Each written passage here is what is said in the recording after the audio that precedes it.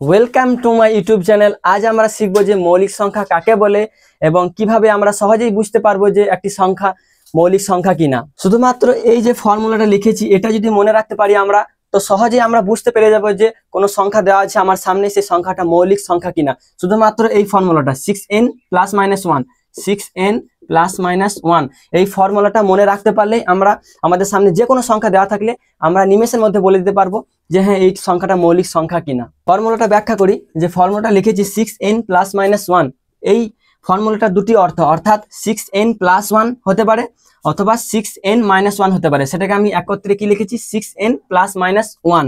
তো এটি দুটি অর্থ রয়েছে। এই দুটির ব্যবহার আমরা যদি জানি তাহলে আমরা নিমেষে বলে দিতে পারবো যে হ্যাঁ এই সংখ্যাটি মৌলিক সংখ্যা কিনা। আমাকে প্রশ্ন করা হয়েছে যে 87 মৌলিক সংখ্যা কিনা যাচাই করো। তো আমি কি করব, ওই যে বললাম যে ফর্মুলার কথা, এবারে ফর্মুলাটার ব্যবহার জানবো। ফর্মুলাটি কি না 6n + 1 একটা, আর একটা হচ্ছে 6n - 1। এই ফর্মুলাটা কি করব, এরকম করে লিখে আর করে সমান লিখে দেবো 87, সমান লিখে দেবো 87। যেহেতু আমাকে 87 প্রশ্ন করা হয়েছে, এখানে যদি অন্য সংখ্যা থাকতো তাহলে 6n + 1 সমান হয় 90 লিখতাম, বা যদি যে সংখ্যাটা দেওয়া থাকতো। তো আমার এখানে 87 দেওয়া হয়েছে বলে সেই সংখ্যাটা আমি এখানে লিখলাম। এবার আমরা কি করব, ক্যালকুলেশন করব। বা 6n সমান কি হবে, এখানে 87 আছে, এখানে +1 আছে, তাহলে 87 থেকে 1 বাদ গিয়ে কি হয়ে যাবে, কি হয়ে যাবে না 86 হয়ে যাবে, তাই তো। মানে 87 থেকে 1 বাদ গেল, যেহেতু ডান দিক থেকে বাম দিকে গেলে যোগ থাকলে বিয়োগ হয়, বিয়োগ থাকলে যোগ হয়। বা n সমান কি হবে 86/6, তাই তো। একটা শর্ত হলো আর একটা শর্ত। 6n সমান কি হবে, এখানে -1 আছে, ডান দিকে গেলে কি হয়ে যাবে, যোগ হয়ে যাবে, মানে 87 আর 1 88। 6n সমান হচ্ছে 88, বা n সমান কি হয়ে যাবে না 88/6। এই বেরিয়ে গেলে উত্তর। এবারে আমরা ঝট করে বলে দিতে পারবো যে হ্যাঁ এটা মৌলিক সংখ্যা কিনা। শর্ত কি, শর্তটা হচ্ছে যে এই যে n সমান কি বেরিয়েছে, একটা 86/6, আর একটা n সমান কি বেরিয়েছে না 88/6। এবার ভালো করে লক্ষ্য করলে দেখা যাবে যে এই 86টা কি 6 দ্বারা বিভাজ্য হবে না, 86টা 6 দ্বারা বিভাজ্য হবে না। তারপর আবার একটা n এর মান হচ্ছে 88/6, এই 88টা কি 6 দ্বারা বিভাজ্য হবে না, হবে না। মানে দুটোতেই কি হলো যে মানে লবটা, উপরেরটাকে বলা হয় লব আর নিচেরটাকে বলা হয় হর, অর্থাৎ এই দুটো ক্ষেত্রে কি হলো, লব হরের দ্বারা বিভাজ্য হলো না। তার মানে দুটোতেই যেহেতু বিভাজ্য হলো না লব হরের দ্বারা, তাহলে আমরা এখান থেকে বলতে পারি যে এই 87 মৌলিক সংখ্যা নয়, এটা মৌলিক নয়, এটা মৌলিক নয়।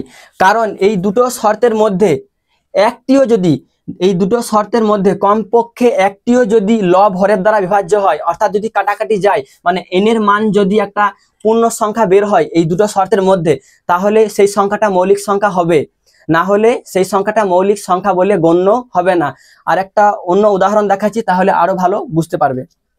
ধরা যাক আমার কাছে দেওয়া আছে যে 581 মৌলিক সংখ্যা কিনা যাচাই করো। তো কি করব, ডাইরেক্ট ফর্মুলায় চলে যাব যে 6n + 1 = লিখে দেবো 581, এখানে যেহেতু 581 আছে, আর এইদিকে লিখে দেবো যে 6n - 1 = 581।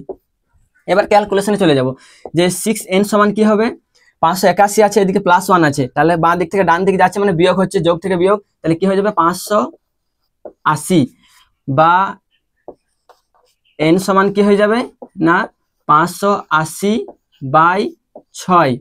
বেশ, এইদিকে একটা শর্ত গেল। এইদিকে শর্তটা কি, 6n সমান, এদিকে -1 আছে বাঁ দিকে, তাহলে ডান দিকে গেলে কি হয়ে যাবে, যোগ হয়ে যাবে, মানে 581 + 1 মানে 582। এটা আমরা জানি সবাই ক্যালকুলেশন করতে, বাঁ দিক থেকে ডান দিকে গেলে সাইনটা চেঞ্জ হয়। তো n সমান কি বেরোবে না 582/6, 582/6। এবারে আমরা এখানে ক্যালকুলেশন করব যে n সমান কি বেরোচ্ছে, 582 কে যদি 6 দিয়ে ভাগ করি তাহলে n এর মান বেরোবে 5 9 45, এদিকে 7 97। কত বেরোলো, n সমান 97 বেরোলো। এখানে কিন্তু আমার শর্তটা প্রযোজ্য হয়ে গেল। এইদিকে n সমান কিন্তু 580/6, 580 কে 6 দিয়ে ভাগ করলে সেটা মিলবে না, অর্থাৎ 580 6 দ্বারা বিভাজ্য নয়। কিন্তু দ্বিতীয় যে শর্তটা আছে সেখানে n সমান একটা পূর্ণ সংখ্যা বেরিয়েছে, অর্থাৎ এখানে লবটা হর দ্বারা বিভাজ্য হয়েছে। আমি কি বলেছিলাম যে দুটো শর্তের মধ্যে একটিও শর্ত যদি কি হয়, লব হরের দ্বারা বিভাজ্য হয়, অর্থাৎ কাটাকাটি যায়, তাহলে সেই সংখ্যাটা কি হবে, মৌলিক সংখ্যা বলে গণ্য হবে।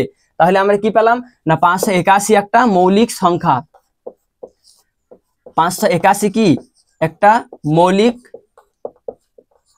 সংখ্যা, 581 মৌলিক সংখ্যা। এটি সকলেই জানি যে মৌলিক সংখ্যা কাকে বলে, তবুও আমি একবার সেটাকে রিপিট করার জন্য বলে দিচ্ছি যে যে সকল সংখ্যাকে এক এবং সেই সংখ্যা ছাড়া অন্য কোনো সংখ্যা দ্বারা বিভাজ্য করা হয় না বা বিভাজ্য হয় না তাদেরকে বলা হয় মৌলিক সংখ্যা। যেমন 5, 7, 11 বা 13 এগুলো হচ্ছে মৌলিক সংখ্যা। কারণ এই সব সংখ্যাগুলোকে এক এবং সেই সংখ্যা অর্থাৎ 5কে যদি আমি ভাগ করি তাহলে 1 পারবো এবং 5 দিয়ে পারবো, অর্থাৎ 1 তো কমন এবং সেই সংখ্যা অর্থাৎ 5, এছাড়া অন্য কোনো সংখ্যা দিয়ে আমি ভাগ করতে পারবো না। যদি আমি 7ও ধরি তো 7কেও শুধুমাত্র 7 দিয়ে ভাগ করতে পারবো এবং শুধুমাত্র 1 দিয়েই পারবো, এছাড়া অন্য কোনো সংখ্যা দিয়ে আমি ভাগ করতে পারবো না। তো এই সকল সংখ্যাকে বলা হয় কি মৌলিক সংখ্যা বা প্রাইম নাম্বার। তো আমি যে সূত্রটা মানে দেখালাম সেই সূত্রের সাহায্যে আমার কাছে যত বড়ই সংখ্যা থাক না কেন তো আমরা সহজে বলে দিতে পারবো যে এটা মৌলিক সংখ্যা কিনা। হয়তো মুখে মুখে এগুলো হয়ে যাচ্ছে 12, 13, 19, তো এগুলো বলতে পারবো যে হ্যাঁ মৌলিক সংখ্যা কিনা, কিন্তু যখন আমার কাছে বড় সংখ্যা থাকবে, বড় ডিজিটের যখন সংখ্যা থাকবে তখন কিন্তু আমরা সহজে বুঝতে পারি না। তখন আমরা যদি ওই সূত্রটা মনে রাখি, ওই সূত্রটা খেয়াল রাখলে আমরা কিন্তু নিমেষে বলে দিতে পারবো যেটা মৌলিক সংখ্যা কিনা। আজকের ক্লাস এই পর্যন্তই, পরের দিন দেখা হবে অন্য একটি ক্লাসের সাথে। টাটা।